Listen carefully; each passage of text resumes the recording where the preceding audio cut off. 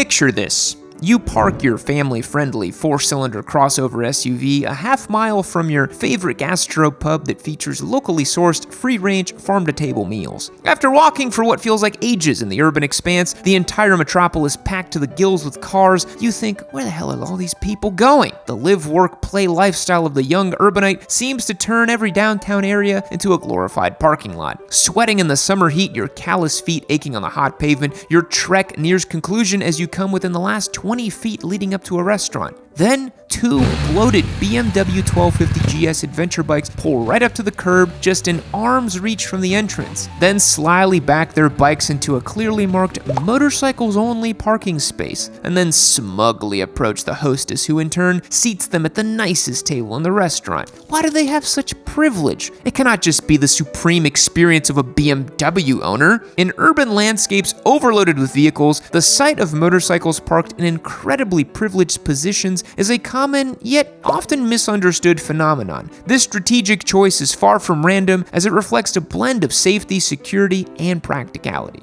Motorcycles are often seen parked in designated and non-designated areas, which to an untrained eye might seem random, and it might seem like bikers are just getting off with the free pass. However, there are specific reasons and unwritten rules that govern how and where motorcyclists park their bikes. As you could ascertain from the colorful image I just conjured up to you in the introduction, many denser urban areas will have designated motorcycle parking. The privileged position these areas put motorcyclists in are motivated by multiple factors. Many municipalities put in designated motorcycle parking to incentivize more people to ride bikes in order to relieve highly congested areas. These spots are usually located closer to building entrances or key locations, making it more convenient for riders to access their destinations quickly. These spots may also be free of cost and less than normal paid parking. Designated motorcycle parking spots are often chosen for their safety, providing a secure space away from heavy traffic and reducing the risk of accidental damage. As I mentioned, these benefits are usually in place to incentivize more motorcycles downtown instead of cars. Since cars take up space, there's more stress on the congested roadways and require more land area to produce revenue for downtown businesses. The more space they have to accommodate customers, the more money flows into certain areas to be spent at local businesses. They'll describe an area being designed as live, work, and play, but they also left out spend.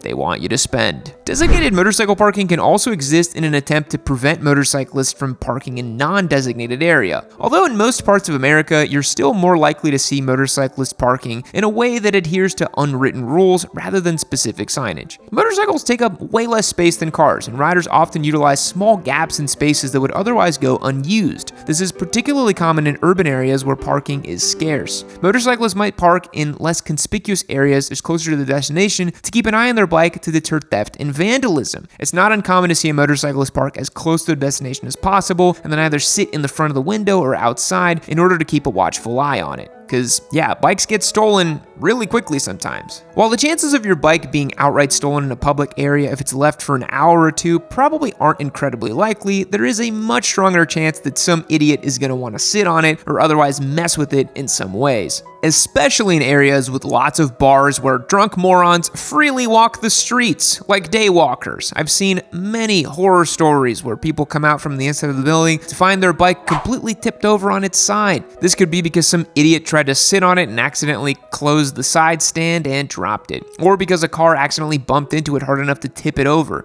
Motorcycles, like I said, obviously a lot smaller than cars, so if some dude in a big bro dozer pickup covered in Punisher stickers is trying to park, he might not even be able to see that bike in his mirrors. That being said, motorcyclists like to park in places that mitigate much of these risks. Some designated areas might offer a more stable surface, reducing the risk of the motorcycle tipping over. Gravel or uneven surfaces can be particularly problematic for motorcycles. You'll see this a lot with big Harleys or touring bikes that are super heavy, so their kickstands risk sinking into the ground if the surface is anywhere near malleable. A motorcyclist may choose to park outside of a designated parking spot, on the edge of the parking lot or near a sidewalk, or somewhere concrete where the bike stands a lesser chance of sinking to the ground and falling over. So if you see a bike in a weird spot, the rider probably put it there because he didn't want it to sink into the ground. When you're parking a smaller bike in a gravel lot, just look around for a crushed beer or soda can to slip under your kickstand. From my experience, every gravel parking lot has its fair share of crushed cans to choose from. Slipping one underneath the end of your side stand makes it less likely to sink into the dirt. In the dead of summer, when the southwest reaches temperatures well over 100 degrees, heavy bikes need to be wary of certain parking areas with asphalt, as extreme heat and an 800-pound bike can lead to the side stand penetrating the surface and exposing your bike to the risk of a tip over or just merely sinking into the asphalt. In many motorcycling community, there are unwritten rules about where it is acceptable to park. Experienced riders often know these spots and use them to avoid issues with both authorities and fellow riders. There's also strength in numbers. If you see a dozen motorcycles all parked in the same area, it's usually a safe bet that your bike will be fine there as well, even if it isn't a designated spot. You have to use a bit of common sense and trust your instincts, but in my experience, a city parking deputy isn't going to risk whatever backlash may come from giving a parking tickets to 15 bikes at the same time. But if you just park your bike randomly in the middle of a sidewalk, you're probably going to get a ticket.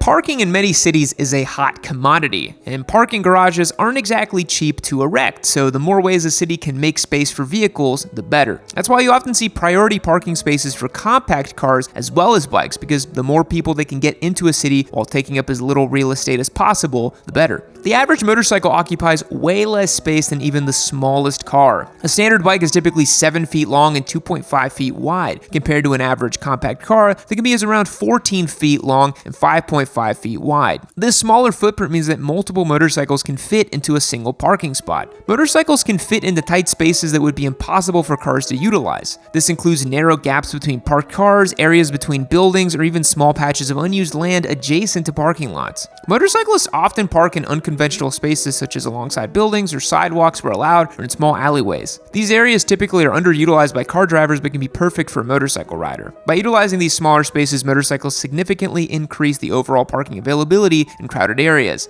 But remember, you might encounter a Karen who really doesn't like the fact that you got to park really close to the entrance and she didn't. This is something I see a lot in traffic, as people think that motorcyclists are cheating because they get to filter in front of lights or park in different areas. But I think the fact that I'm taking a lot of risk riding my bike grants me a few privileges. So yeah, I'm gonna go ahead and filter, and I'm gonna park in places that you can't. What has 3 cylinders, an Öhlins rear shock, and enough torque to rotate the earth beneath you? Why, it's the MT09 SP giveaway bike on yammynoob.co, of course. We finally have one of these as a giveaway, and you're not gonna wanna miss it. Head over to the website and get 10x entries for every $1 you spend. We've got hats, t-shirts, keychains, but best of all, I recommend becoming a member to join our community and get automatic entries to win. You can stack them up and apply them to giveaways, and they never expire. We have some amazing bikes coming up that you're not going to want to miss. 3-day giveaways, top shelf leader bikes, and much more to round out this year. So head over to yammynoob.co and get 10x entries to win the MT09 SP giveaway. Parking a bike in a way that ensures both its protection from being hit by cars and prevents it from being a tripping hazard for pedestrians is crucial for safety and convenience. Motorcycles are more vulnerable to damage from cars due to their smaller size. Parking in a designated motorcycle spot or a safe visible area reduces the risk of being sideswiped or knocked over by passing or parking cars. Proper parking ensures that the motorcycle is easily visible to driver. Parking in a low visibility spot such as behind a large vehicle or around a blind corner increases the risk of accidents. You gotta position the bike in a well-lit, open area to prevent these incidents. Parking on a flat, stable surface minimizes the risk of a motorcycle tipping over. Uneven ground or sloped surfaces can make a parked motorcycle unstable, leading to potential falls and damage. You're also really going to want to put your bike in first gear so it can't roll away. I've seen plenty of cases where a rider leaves their bike in neutral, puts the kickstand down, the bike rolls down a slight slope, and then the kickstand folds up and the bike tips over. Seen it many times. If you want to be able to take advantage of where your motorcycle can park, the best thing to do is to just try to avoid inconveniencing others. There's a lot of things you can get away with in this world if you just avoid pissing people off, and sneaky motorcycle parking is one of them. Cities want more motorcycles in town as a solution for congestion, so stay on their good side and try to avoid creating any hazards or obstacles for people around you. Motorcycles parked on sidewalks or pedestrian pathways can obstruct foot traffic, so ensuring that your bike is parked in a designated area or out of the way of people walking helps maintain clear and safe parkways. And while motorcyclists should deserve a bit of preferential treatment because we're alleviating traffic and we are taking a bit more risk while riding, there are other people in our community that are way more deserving. Older people or people with baby strollers or disabilities or pregnant women, similar to cars, pedestrians need to see motorcycles clearly to avoid accidents. Parking in well-lit and clearly marked areas helps pedestrians navigate around the bike safely. You can't freak out if someone bumps into your bike if you squeeze it in between two cars straddling two different parking spots. Another really important tidbit tidbit here is if you're going to utilize a full parking space in a more suburban area, try to park as close to the front of that parking space as possible. The reason for this is if you park your bike deep into a parking space that was designed for a full-sized vehicle, there's many times someone can pull into the spot, not see your bike, and hit it before it's too late. And with the prevalence of Cybertruck's accelerator pedals seemingly coming undone and sticking to the bottom of the floor pan, you might encounter a situation where your bike gets run over if you are deeper in the parking spot. And if you're riding with other riders, sharing spaces with another bike or two is going to help save space and increase visibility. If you've got 3 bikes in a parking spot, other drivers are going to be more likely to take note and think, hey, wow, I got to be sure to avoid that area. I don't need 3 angry bikers after me. If you are going to park in a way that bends the rules a little bit, ensure that the motorcycle doesn't block entrances, exits, ramps, or any access points that are critical for pedestrian movement or emergency services. As I mentioned, motorcyclists may be misunderstood, but we are far from the most disadvantaged members of society. So, in all other aspects of life, try to be courteous and considerate of others, and you'll be more likely to get away with creative parking solutions. The more positive interactions motorcyclists have with car drivers, the better our odds are going to be of growing the riding community and having a positive relationships between riders and non-riders. And then they'll be more likely to legalize lane filtering nationally, and that's what we all want, right?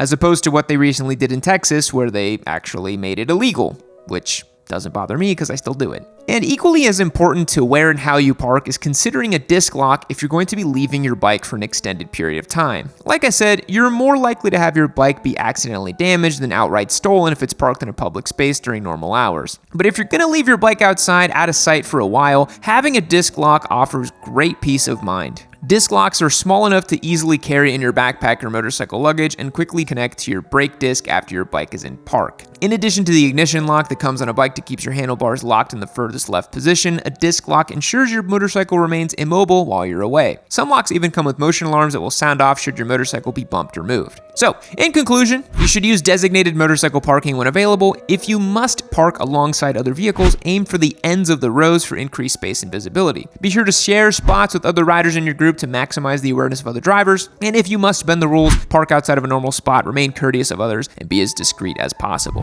Thanks for making it to the end of the video. If you want more content just like this, be sure to subscribe to the channel and check out that MT09 SP giveaway, baby. I'll catch you all later. Fact: President Theodore Roosevelt had a pet hyena. I love this man the more and more I hear about him. Goodbye. Well, boys, that's the end of this video. But you know what's really cool? Our members over on edutainment.co are the reason that we can keep this show going. I have a ton of fun doing this, and without those members, it would simply be impossible. So as a way of giving back, I give away these awesome motorcycles. This is an MT09 SP that's up for grabs right now on edutainment.co. So join as a member, click that link down below on edutainment.co. But while you're doing that, click this link right over here and keep watching some more videos. Learn more about motorcycling, have some fun with me, watch some cool memes, and maybe I will also elucidate you to some of the finest cultural touchstones in motorcycling.